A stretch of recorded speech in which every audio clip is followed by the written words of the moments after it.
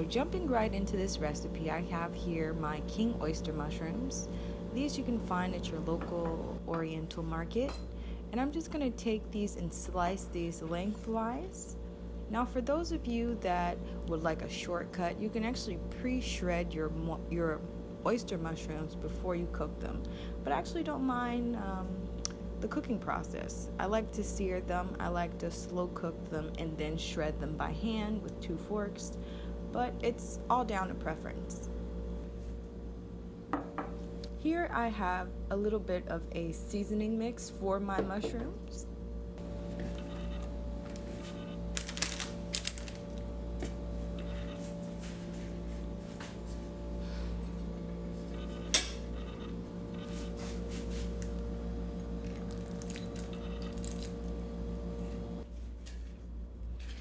And I'm just going to pour that over top and give them a quick toss.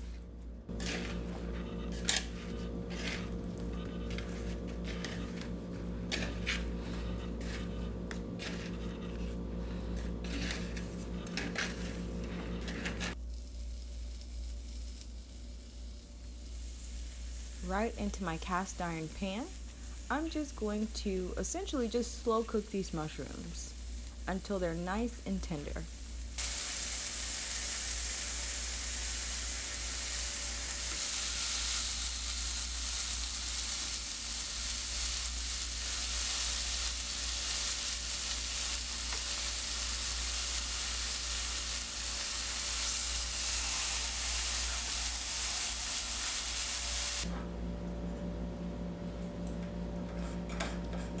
So I have them here, and as you can see here, I have my 2 forks, and I'm just shredding these by hand.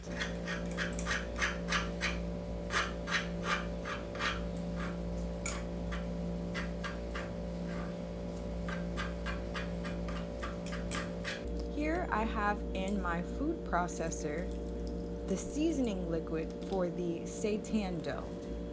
Now because my food processor is terrible, my mixture came out fairly thick, but you'll look at the recipe, follow it down to the T. You want to make sure your mixture is nice and smooth.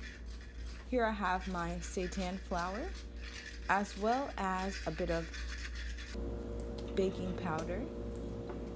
Right inside goes my seasoning mixture. And I'm just going to mix this as you see here.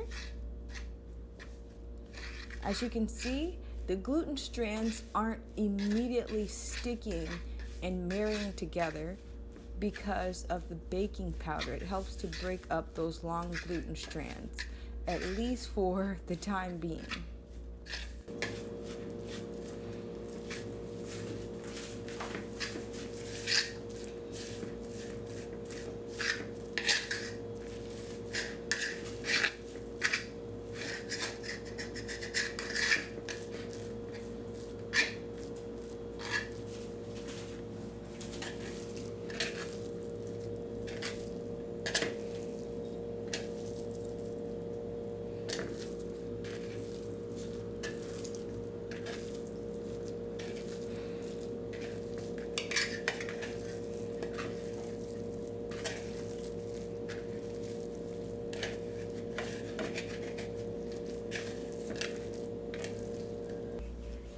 Be sure to wet your work surface before you get started.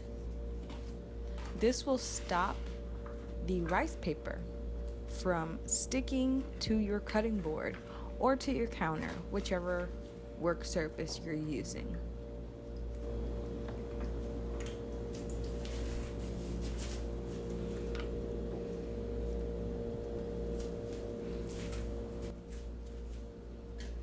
So as you can see here, I have my rice paper. I'm going to add just a little bit of my seitan dough. Alright, right on top of the seitan dough, I am adding my shredded mushrooms. Now I altered this recipe so that I can make 1 oxtail log. I didn't make the full recipe. I believe the full recipe makes 5 or 6. I can't remember exactly. Go double check, but this is about 1/8 or a quarter of the recipe.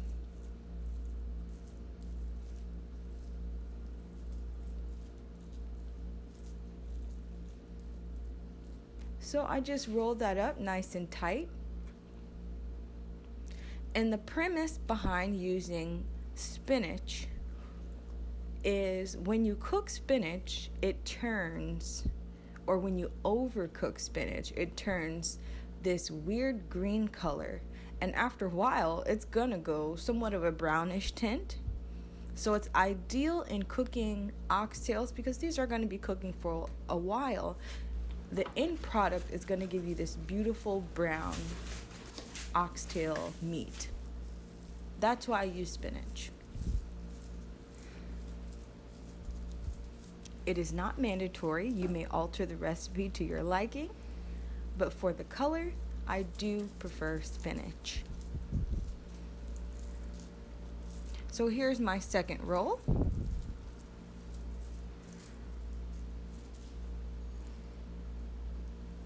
And as you notice, in each roll, I am putting some seitan as well as the mushroom and kind of mushing the mushroom inside, kind of intermixing it together. You can do this beforehand. You can actually mix the mushroom right in the seitan batter if you'd like. That will probably cut out a step for you.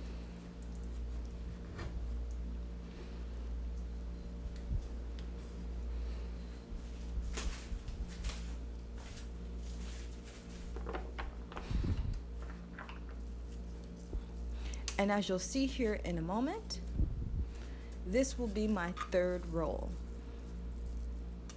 Now, if you look at my other oxtail videos, I made these individual logs much thicker.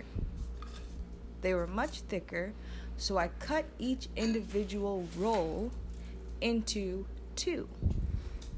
And I would use 2 halves plus 1, so a total of 3 halves, to make 1 full oxtail log. But because these are little, I'll just use these 3 individual roll-ups without slicing them in half.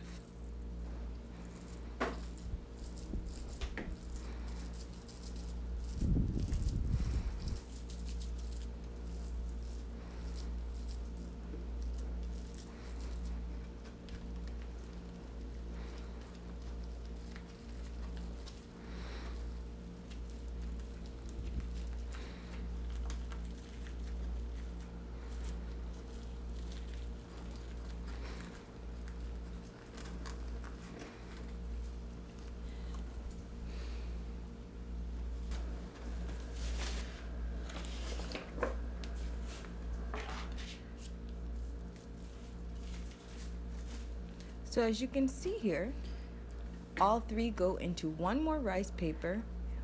Now on the recipe I used a rectangle or a triangle rice paper, but you can also use the round or the circular, as you can see here.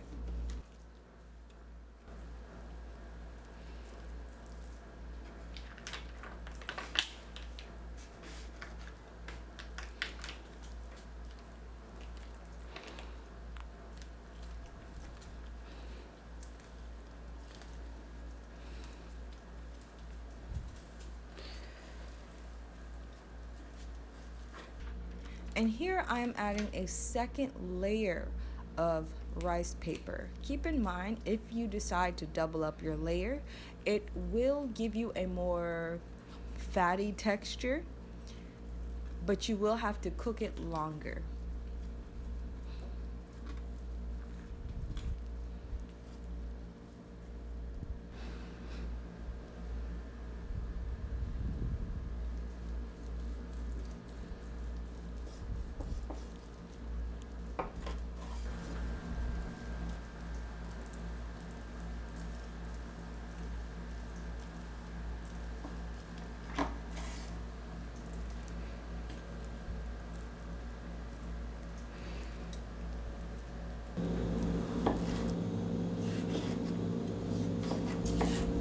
So as you can see here, I have some diced vegetables, as well as some julienne leeks, and some green banana.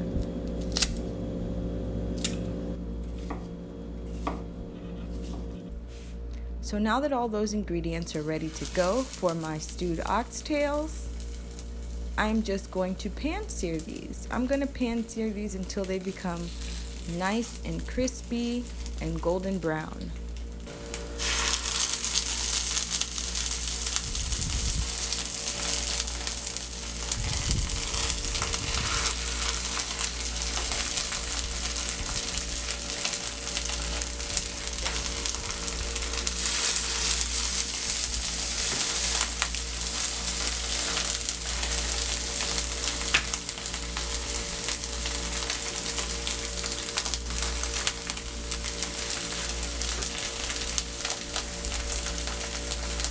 Now this is a long cooking process, but if you enjoy cooking as much as I do, you won't mind it at all.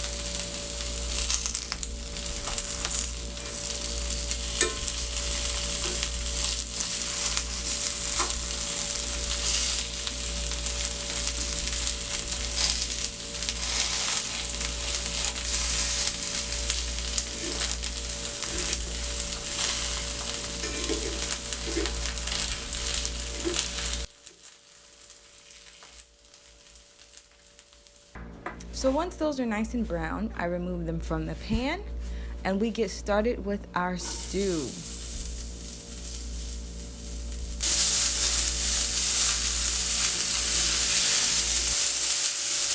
And this is like something like a mix between the green Caribbean herb mix as well as an epis slash sofrito. I love to cook with all three of them. They're all very similar, and so I make my own version. Here I add in my tomatoes and my green bananas. Inside are some cloves, as well as some vegan chicken bouillon. And let me tell you that Caribbean spice mix, the fresh Caribbean herb spice mix, is mandatory in your kitchen.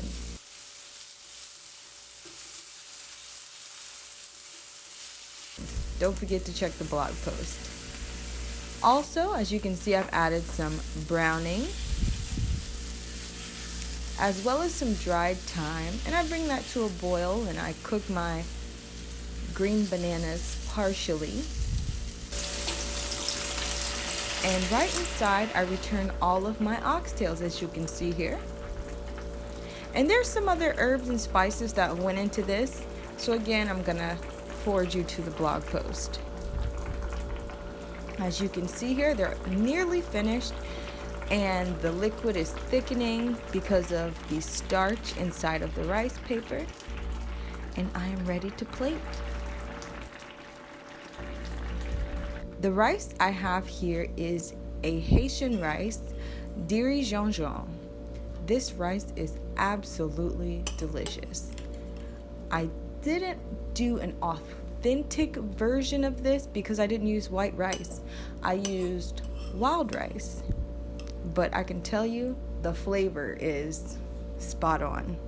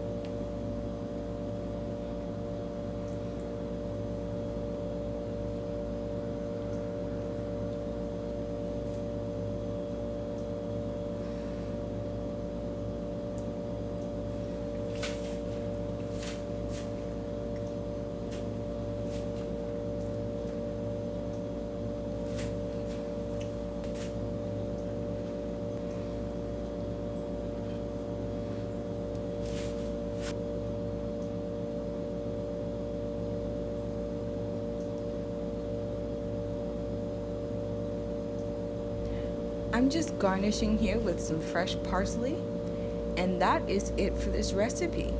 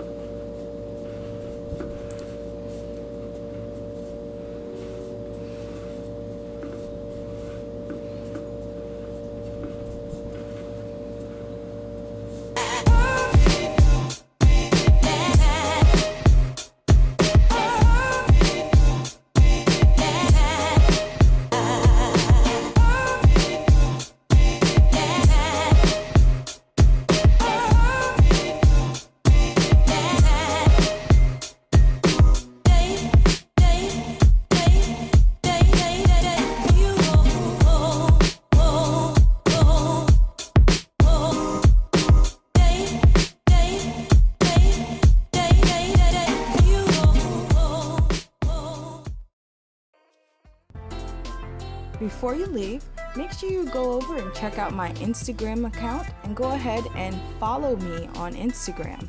I would love to see your food pictures, so make sure you tag me in any of your vegan food pictures and check out some of my other videos. I have a couple linked in the description box below. If you enjoyed this video, don't forget to share it, and I will see you next time.